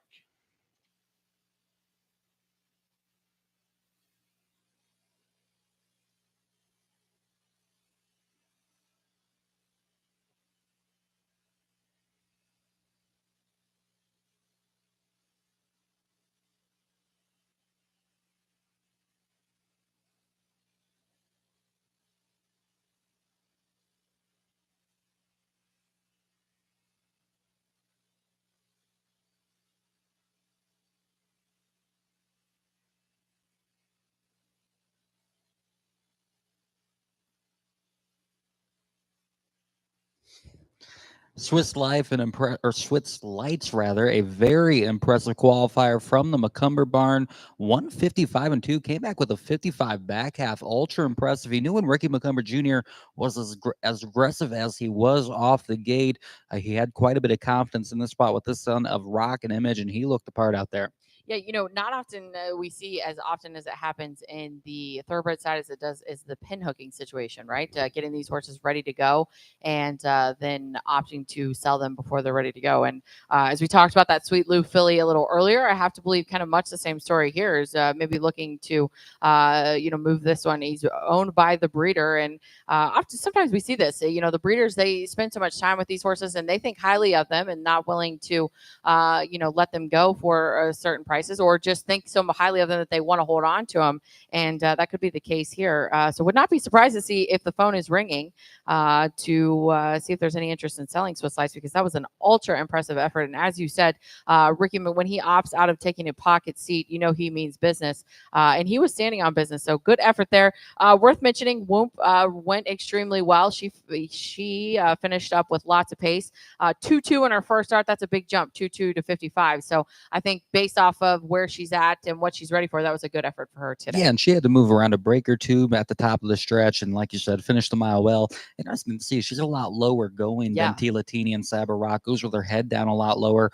Maybe just distinguish herself a little bit from her full siblings, but nonetheless, very good effort from Whoomp from the Roger Welch barn. Yeah, and Tilatini, a Tellet, and No, Both Rockin' Image. both Rockin' Yep. Image. Okay, so yeah, I was going to say maybe the different cross, but going back to the Rockin' Image, hey, if it's not broke, don't fix it. So as we said, nice effort there as well. Coming back to the 9th, we're going to finish things up with all pace in action. A lot more paces in to go this morning than the Trotters, but a lot of Rockin' Images. That's something we were talking about. He's been around for a long time. I think people maybe moved away a little bit in the last couple of years with Tell It Like It Is being so good. Same with JK, End of an Era, but Rockin' Image Pro still showing that he'll produce some good ones. We just saw one there in the 8th, and like I said, he's the name that keeps popping up in the program page. Old faithful, and I shouldn't even say old, but it's been a long time since we've seen a sire dominate as much as Rockin' Image has in the state of Indiana. A number of these other states, maybe a little more diverse, but Ohio has some great stallions as well, but I don't think any near as dominating as Rockin' Image has been in the state of Indiana. And I like you, he's maybe been here for quite a while, and we've seen a number of him have a number of success, but for whatever reason this year it seems like there's even more than ever, and good to see them out in full force. Yeah, one of those styles where when you get a good Rockin' Image, you have a very good Rockin' Image. We've seen a number of them, Little Rocket Man, Pondo Warrior, and so many others, and they always look the part, always such good-looking animals at the yearling sale if you have homebreds from them. Sometimes they can be maybe a little bit lackadaisical out there if you don't get one who enjoys this job, but when you do get the one who has all heart, they will go all day long. Yeah, and that's what we see in this 8th race. Are we on the 8th race? No, we're on the 9th race. We see a number of Rockin' Images, all but 2 of them, or 3 of them rather, a Rockin' Image as well. We've got a Tell, a Captain Treacherous, and here we're going to mix things up with a Captain Treacherous and then a Captain Midnight as well. But yeah, Rockin' Image well supported and well represented on the 2-year-old side of things. And a similar story, Jacob, as we saw on the trotting side of things. We've seen the broodmare game really step up. I think much the same story on the pacing side of things. These guys, the breeders, have done a great job of branching out and finding those good outcross mares to breed to the likes of Rockin' Image and Tell It Like It Is. Occasionally, like we said, you'll have a Tell It Like It Is and a Rockin' Image, maybe a little close there. But for the most part, they've done a great job of going out and finding those outcross mares, which I think is much the same. We'll talk about the 4 McRockin Sensation. Looks like they reached in and grabbed this mare as a first foal. And grab this mare, a McCardle mare, something we don't often see in the state of Indiana. But nonetheless, a great job by the breeders. The horses are on the track. We're going to kick it off with the one that's J.N. Rockin' Romeo. This from the Darla Gaskin barn, a 2-year-old colt by Rockin' Image out of an All-American Ingot mare. This was a $28,000 yearling purchase, bred by Nathan Miller out of the mare Case Solved, who is a very nice mare, I believe for Team Wilfong. Took a mark of 50-4, $275,000. Unsuccessful thus far. She's had a little bit of success with Lieutenant Colombo, who's made just under 30,000, but she's had 3 foals. This is the fourth foal, first time to Rockin' Image. Come back to the 2 Tells Pure Power. You talk about Old Faithful, and Sweet Electric has been just that. This the 17th foal from that daughter of Electric Yankee, and all she does is produce racehorses. 10 $100,000 earners from this family. I know Ricky McCumber Jr. has had his fair share of success with horses from this family. Sweet Tell, one of the last few we've seen from that mare. She went on to do a lot of great things from that barn, but Tells Pure Power, the 17th foal from a mare, that's really one of the great staple mares in this program. Yeah, if there was a Broodmare Hall of Fame, she should be in it. And I'm going to go ahead and call her 100% producer. I believe that her last foal, she had a filly last year that has yet to make it or has yet to surface. But as you said, like 17 or something of the likes.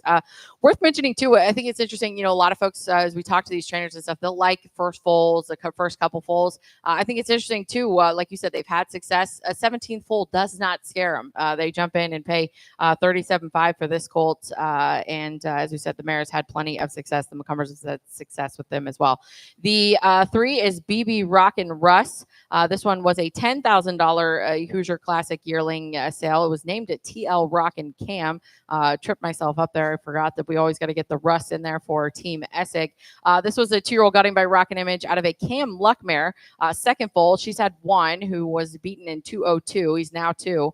But this one, a Cam Luck mare who had a mark of 51, made just under 400,000. And this one, as I said, a $10 $15,000 yearling purchase. Breeder was Elmer Yoder. Come back with 4 McRockin' Sensation, another one of these rockin' image geldings. This one, as you said, first foal from a McCardle mare. Irv Miller reaching in and grabbing this guy for $27,000, making his qualifying debut. The 5, look forward to watching this. This is the lone Captain Treacherous in the fields. This one out of the great mare All About Kisses, who made $520,000 herself. This one a brother to All About the Hunt, who made $210,000. Bred by Crawford Farms, who's a $60,000 Lexington Select yearling purchase, and is going to debut or make a second qualifying effort for Team Qualifier. Trace Teacher in the bike, paced him in 27-1 in his last. Come back with the 6 Underwriter, another rockin' image gelding. This one from that Kyle Wolfong Jay Hochstetler combination. Jay Hochstetler has had a lot of success with these sons of rockin' image, and he's got one out of a betting line mare. Sign on the line. Second foal from that mare. The second dam, that's Little Miss Dragon. She made over $750,000. A rock solid racehorse. A good pedigree here on the 6 Underwriter. This was one of the nicest looking colts in the sale, in my opinion. That's why he was a $70,000 yearling purchase. I remember looking at him, just a beautiful son of Rocket Image. A little different look than what you typically see from a Rocket Image. I thought he was a little leaner. Sometimes they can be a little heavier, a little bulkier, but a very, very good looking son of Rocket Image nonetheless. We're going to round out the field with a 7. That's Midnight Pro. This was a $6,000 yearling purchase. This one a 2-year-old colt by Captain Midnight, but a mare with some pedigree that is familiar to Indiana. The second dam, of course, the great Midnight Jewel, who made $751,000. And had the likes of Night Pro, who of course had all kinds of success in Indiana. But this one, a sister to Night Pro, the dam, rather a sister to Night Pro. She had a mark of 51-4, made $215,000. Odds on Unicorn. She's had one. This is her second foal. A colt by Captain Midnight, bred by Lavon Miller and John McGill. Keep telling my dad, missed opportunity on my end. I had Midnight's Pro, the possessive there from the first crop of Captain Midnight. I hope they have better luck than I did, but right. Midnight Pro, good pedigree on him. As they move into line, we'll send it up to Michael for any changes before we get ahead with the 9th qualifier. Just one driver change here. Number 1, JN Rockin' Romeo will be driven by Atlee Bender. Bender driving the 1, and the field qualifier number 9 now moving around the turn.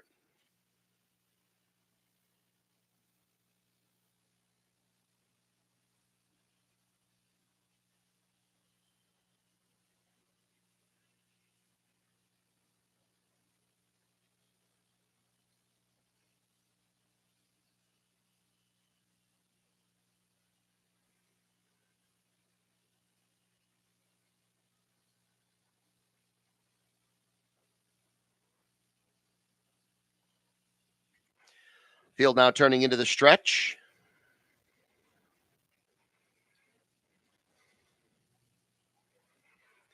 Here they come.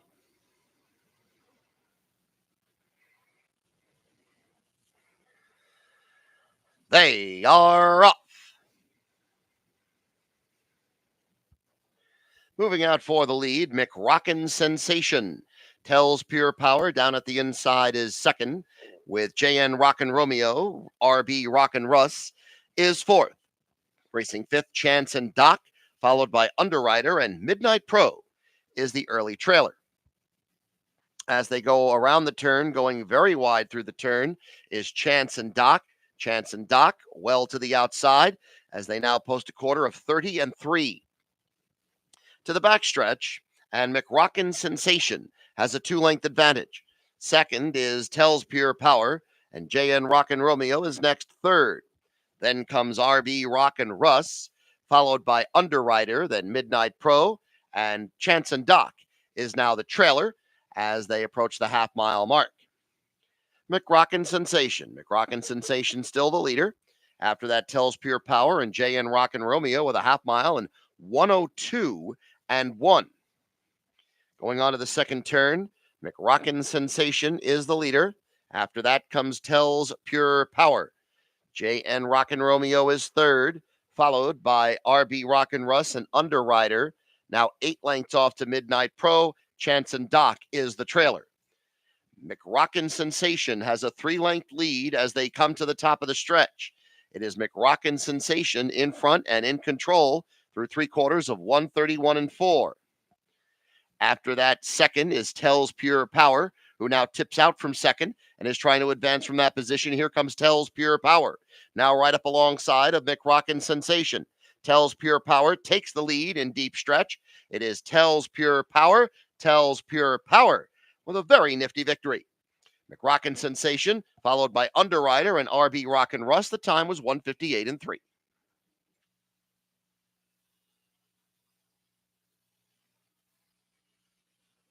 For home four, Tells Pure Power. He looks good. And we talked about the mare Sweet Electric. She just continues to produce the 17th foal. She's still going strong, and he has that classic tell like it is gait. He looked the part, looked like a lot you see from that family. And Ricky McCumber Jr. Showing some power out here on the Saturday morning. He certainly is. As you said, 17th full, no problem. Looked like much the part. And good effort there by Underwriter as well. He was sitting about fourth or fifth around the last turn and really showed some pace coming home. So I have to believe his connections are excited about what they saw there. Absolutely. I think a lot to look forward to with a nice field of young paces there. And again, tell it like it is. He kind of had a couple of years too, where if you remember, he didn't have many in the yearling sales. Folks kind of went away from him after his first couple of crops, and then he's just absolutely taken off. He's really established himself as maybe the current best pacing stallion in the state alongside JK and Era. I know I have a big sweet spot in my heart for Tell It Like It Is. Just love their attitude, love the way they go out on the racetrack. They can be a little bit of a handful out there from time to time, but probably my favorite stallion in the program currently. I would concur as well. Had success with them, and as you said, the thing I love most about them is yes, they can be a little quirky, they can be maybe a little speed crazy, but they love their job, and it seems like once they figure it out, they are all business. Speaking of that, it was good to see Chandler Bing last night. He looked as impressive as I've seen him. So shout out to Alvin Miller bringing him along so nicely. Yeah, Alvin Miller. I said you give him a Tell It Like It Is, he's going to give you a good racehorse, right. And that's certainly the case. Chandler Bing, much like telling me about it. And Chandler Bing, just the way he goes out on the racetrack, you can tell he's got a lot of speed. One of the bigger Tell It Like It Is I've seen. Yeah. He has a big way of going out there, but it took him a couple starts to get rolling in his 3-year-old campaign, but he looks to be back to what we saw at the end of his 2-year-old campaign. Yeah, and Jacob, we were talking a little earlier about some of these young horses being trained here. Jeff Culliford trains on the track, and I think that it was interesting to note Chance and Doc made a little miscue there around the first turn. So just as we talk about these horses being professionals out here, they're out here every day. They still are 2-year-olds, they still are babies, and they are still known to make some mistakes here and there. And that's what I think we saw with Chance and Doc. Looked like he knew that that's where they turn, or that's where you pull up when you're done with your mile, and it looked like that's maybe what he was trying to do, or maybe saw something and shied from it. But Trace Tetrick, the ultimate professional, was able to casually, I probably would have aborted mission and jumped out of the bike, but Trace just keeping cool as a cucumber and just casually steered him back to on course, and he finished up the mile great. But again, nonetheless, they are still babies and still have a lot to learn. You could see that too with the 7 Midnight Pro behind the gate. When that gate started to pick up speed, he started to get a little sideways, be a little unsure of what he's doing out there. And again, some of these horses, maybe this is the first time they are seeing the starting gate. That can always shock them a little bit when they've got to get their nose right up on it. But again, handled cautiously from there on out, but all just a learning experience for these youngsters. Yeah, and so much goes into equipment and things like that, and that's a lot of what these 2-year-old races are about as well. Is they can train one way, or they can be at the farm or at the fairs, or even training one way, and then you come out here and get behind the gate, and it's time to get serious. And there are a lot of adjustments that need to be made. A similar story there for Jay and Rock and Romeo. Was watching him down the lane, looked like he had a little bit of smoke, and then maybe touched himself, got a little unsure, and Atlee Bender did a great job of kind of collecting him and bringing him back up. So that's what this is all about, is making those adjustments, and again, getting these horses to perform as best as they possibly can. So looking forward to seeing a number of those horses come back and come back maybe next week. Come back here in the Saturday morning finale. Nice mix stallion-wise. We got a trio from Captain Midnight down by the seaside, along with Check Six, Rockin' Image, and JK Edmonera. So getting the full Indiana experience here in the final qualifier. That's right. I haven't seen too many Check Sixes, but again, just like we talked about Luane Miller with Dover Dan, similar story. They had success with Check Six, so they come right back and come here with another Check Six colt. It was the check 6 goal out of a Better Slight mare that they had last year. Of course, walked myself right into a corner there as well. But Stat That is the one I was thinking of. That's right. Was he out of a Better Slight mare? Again, walked myself into a corner there. But Stat That was the check 6 that they had success with. The race 10, as we talked about, going to kick it off with the one that's Hidden Truth. This is a $3,000 yearling purchase, Jacob. Now, Captain Midnight obviously maybe didn't help him, but this one a first full out of a sports writer mare who had some success. But the second dam, a lot of success. The likes of Rebecca Bayama, who took a mark of 48-3, made $721,000. Victor Bayama, Omega Bayama, and the like. So this one's got some pedigree behind him. Again, a Captain Midnight colt that was bred by Serenity Stable. Yeah, in that first crop of Captain Midnight, we talked quite a bit about, maybe a little bit of a slower start than they were looking for. He came in with a lot of hype, but I will say his first couple books of mare, it will not surprise me if one of these things just absolutely jumps off the screen. I think Chartin went to him at one point as well. Of course, that horse of the year mare, the fastest mare of all time. So again, Captain Midnight, the first crop got off to a little bit of a slow start, but there are a lot with royal pedigrees behind him. Would not surprise me to see a couple of these things pop up as we come back to the 2. Check Your Pockets.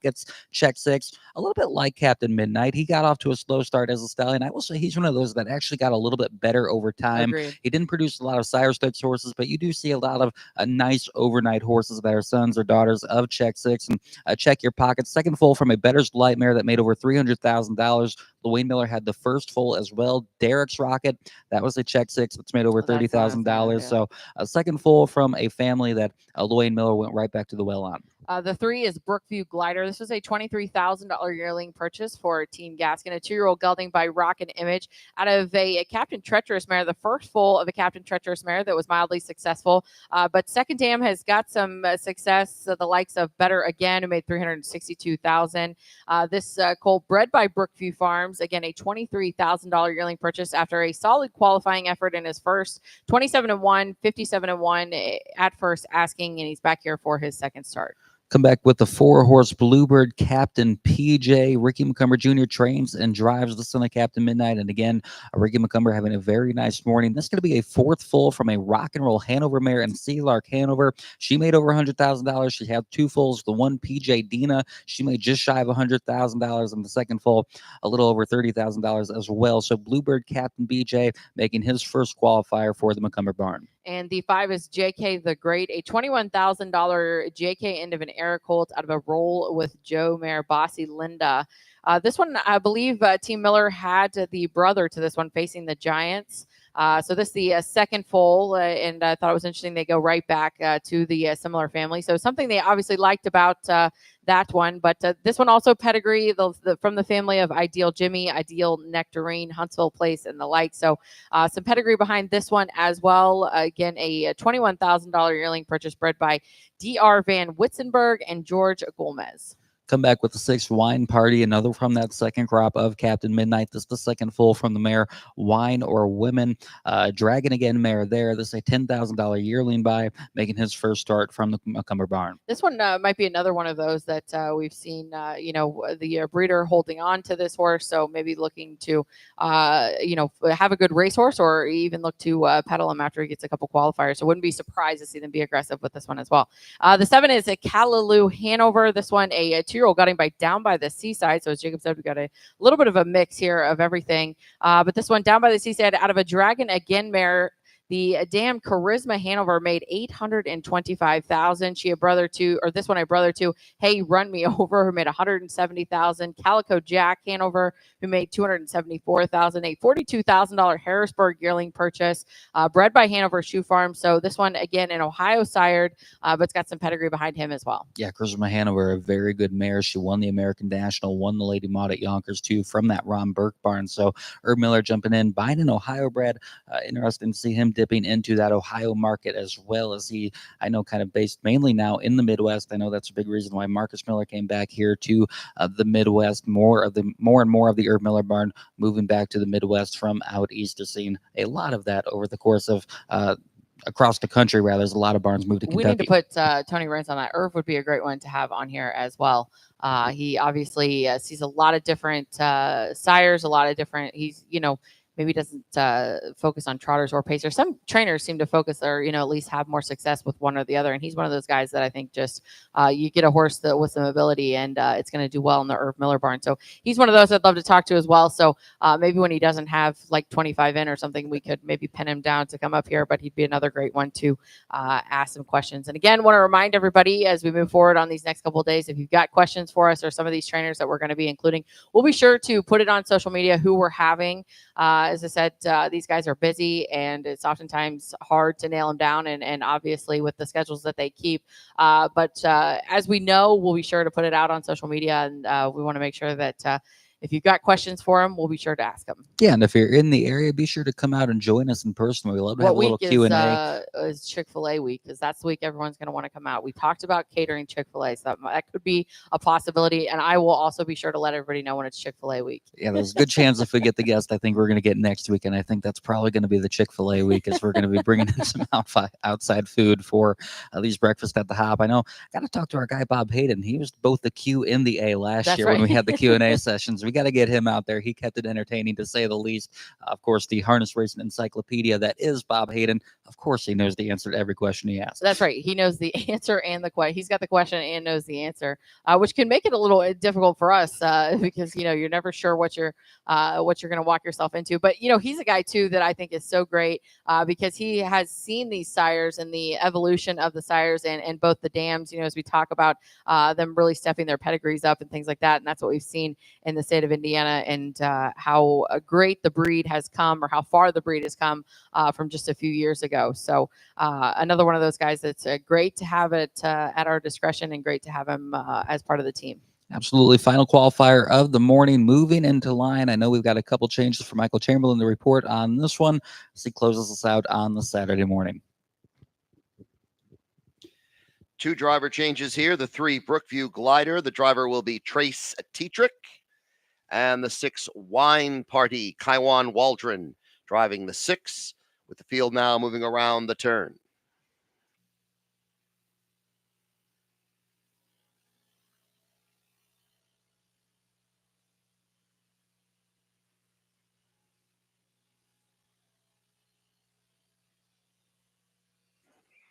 Horses are now entering the stretch for this morning's 10th and final qualifier.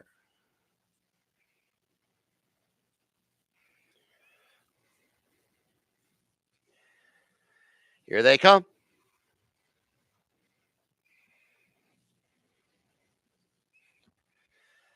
They are off. At the inside, Hidden Truth. Brookview Glider moving up also. Check Your Pockets away third. JK the Great, followed by Bluebird Captain PJ. And then it's Wine Party and Caillou Hanover is the trailer early on. Field moving on to the turn. Brookview Glider is the leader. Brookview Glider in front on that first turn, followed by Hidden Truth.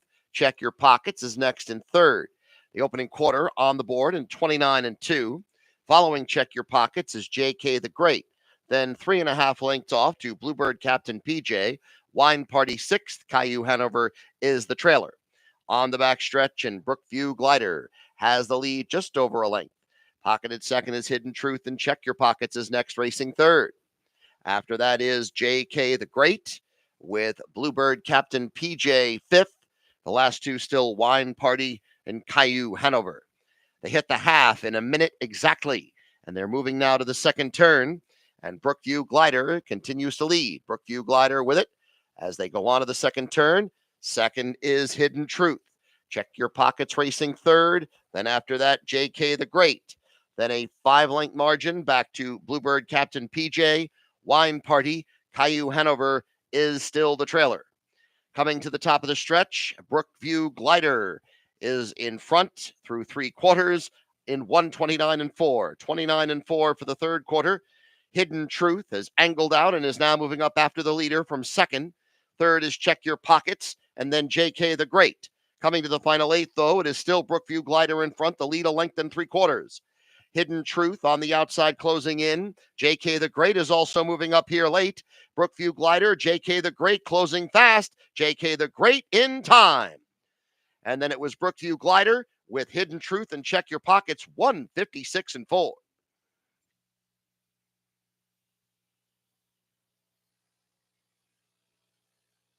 The grade gonna rally late and get his nose on the wire first. Very good first qualifier from the son of JK and of an era, with Marcus Miller doing the driving.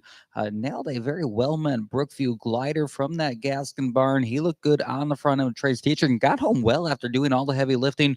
Want to get a little inside info on what you know about this guy and what you saw out there? Yeah, I had to make sure that my mic wasn't on because I do not like to see him on the front. It's out there for everybody to see, but he raced extremely well.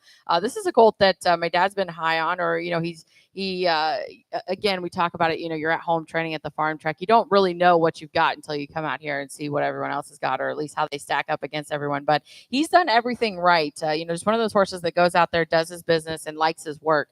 Kind of checks all those boxes. And again, you don't really know what you've got until you stack them up against the rest of them. But he's one of those that when he turns for home, he knows his business, and you love to see it. He's a first full of a Captain Treacherous mare, another big positive in my opinion. And a similar story for JK the Great, just like we were talking about. Team Miller jumping in and going back to a family they're familiar with. Obviously, something that they liked there, and that colt certainly proved it. Yeah, and his full brother to Facing the Giants. Talked about him a little bit. He's a horse that's shown a lot of ability. It maybe hasn't necessarily put it all together just yet, but speed not the question for Facing the Giants. And JK the Great, he seems to have plenty of it as well. Yeah, and again, going back to Brookview Glider, it was a good, solid effort in his first, and he took another step forward, which is exactly what you want to see. And I think much the same for a number of these horses that we've seen today. Just continue to take a step forward. Hard to believe that Sire Stakes action is just around the corner, but it is, and that's what we're going to continue to see through these next few weeks, Jacob. Yeah, and I think that's going to be the key. A lot of these horses we're going to come back and see next week. These horses going to be qualified multiple times. You want to make sure they're locked and ready to go before you drop them into any par mutual action out there. So 2-3 qualifiers, that's always pretty much the standard. So we'll get to come right back on next Saturday for the second edition of Breakfast at the Hop and get to see a lot of these horses right back in. That's right. And as I said at the top of the show, we'll let you know what guests that Jacob and I have conned into coming and talking with us. Hopefully Mother Nature will cooperate. We'll be able to be outside so we can take a look at these horses. We're a little bit handicapped. Like I said, I enjoy, looking at these horses as I know you do. And, equipment, just like we talked about, you can see so many things. And I want to encourage folks to come out and join us. Like I said, it's a good, fun atmosphere, and we can have some fun with it. And so again, starts at 10. Next Saturday, we'll be hopefully outside enjoying the weather. Absolutely. And if we didn't sell enough there, like Emma said, we'll probably have Chick-fil-A out here for free. That's so right. you'll want to take You heard it advantage here of first. that next Saturday for Breakfast at the Hop. So whether you joined in person or online, we do want to thank you. I know this is something we look forward to each and every year since we started this last year. Can't thank our friends at the ISA enough That's for right. kind of giving us the nudge to get this series going. They line up our guests as well. So we appreciate all their support. Appreciate your support if you've been tuning in, and hope you'll do so next week when we come back with the second edition of the Breakfast at the Hop next Saturday at 10 a.m. Yay. Our two fans.